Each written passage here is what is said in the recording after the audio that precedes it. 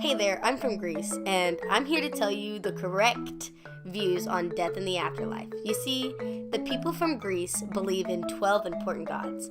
The big three: Zeus, the god of the sky; Poseidon, the god of the sea; and Hades, the god of the underworld, making us polytheistic.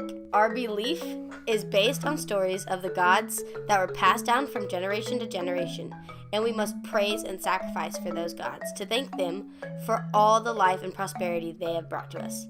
To not do so, however, would be dangerous due to the fact that we would be punished instead. But delving in deeper to our views of death, Hades is the main god to focus on. He reigned the underworld alongside his wife Persephone, watching over the souls of the dead. To stop souls who tried to return to the land of the living would be Cerberus, Hades' three-headed dog. Souls after crossing the river Styx would be led to the asphodel fields where memories of the soul's former lives are forgotten. Souls were then faced with the three judges who would decide where to send them. If they were good during their living life, they were sent to Elysium, where the sun was always shining. Those who led a life of malevolent intent were sent to Tartarus to be punished. If the judges could not come to a decision, they were sent back to the asphodel field. There are a lot of artworks us Greeks have created to signify our beliefs of the afterlife. For example, this here is the terracotta figure group representing an ikphora. This funeral cart is being drawn by a horse, and the coffin is surrounded by deceased loved ones, mourning for them. Families showing emotion and care for the dead was quite common for us Greeks, and carrying their bodies to their burial site before sunrise the next day was a very important aspect of funeral rites. This Apollyon volute crater created by Darius Painter shows Dionysus' special mission in the underworld. He is pictured next to Hades on his throne, shaking hands with him to illustrate a sense of welcome and alliance. These two gods, being the least liked out of all the gods of Olympus, might symbolize their exclusion from the happiness given to those with devoted followers. The fact that Hades is seen with a bit of disdain from us Greeks emphasizes the fact we don't like our loved ones being taken away.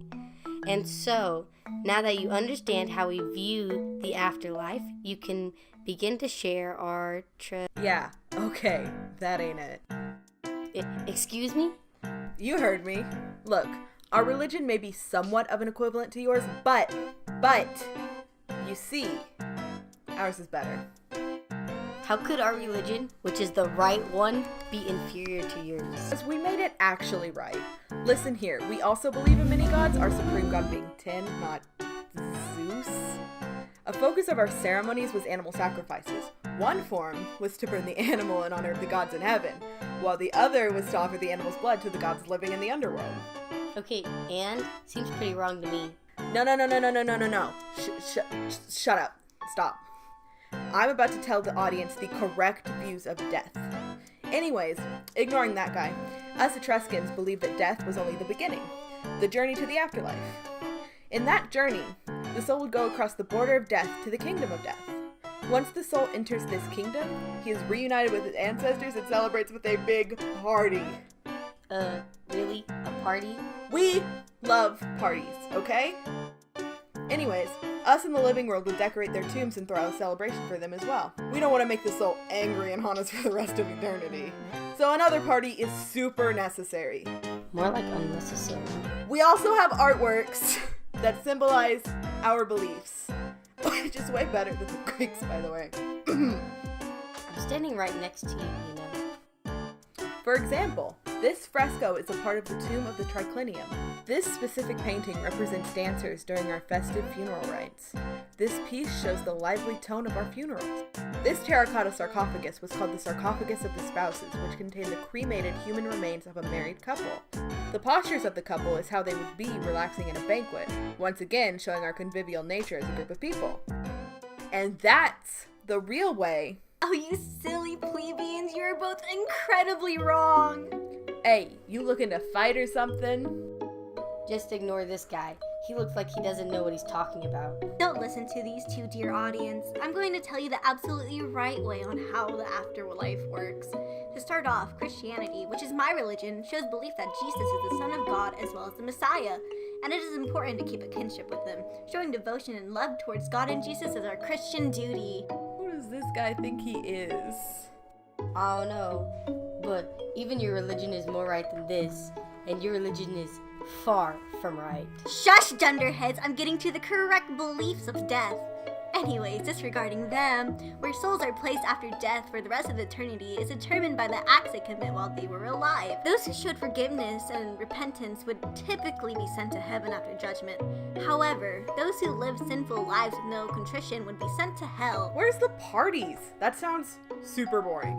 Almost as boring as your false afterlife, Greek. Shut up, you're just crazy. Ugh. And we also have artwork that accurately depicts how the afterlife works. For example, the Assumption of the Virgin is a subject us Christians use in our artwork quite often. Virgin Mary's assumption into heaven is originally written about in the apocryphal books of the Bible. Tradition says that after Virgin Mary's death, the apostles gathered around her and opened her tomb only to find no one inside besides her burial shroud, making the assumption that she was physically lifted into heaven. And this here's the opening page from the Office of the Dead from the Book of Hours, the latter being a prayer book meant for one's own religious use. The Office of the Dead was a fundamental part of funerals and was used to pray for souls of the deceased so that they could hopefully ascend into heaven. The largest image shown illustrates Christ raising Lazarus. The remaining 4 smaller images is what depicts the story of death. And now you're properly educated on how death works.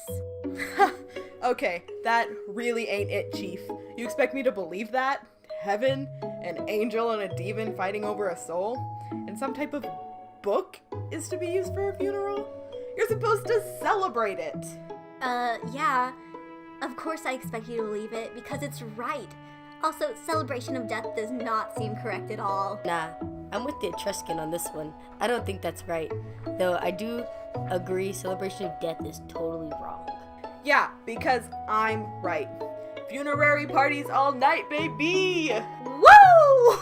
No. Because I'm the one in the right here. You two need to grow up and realize I'm the right one here.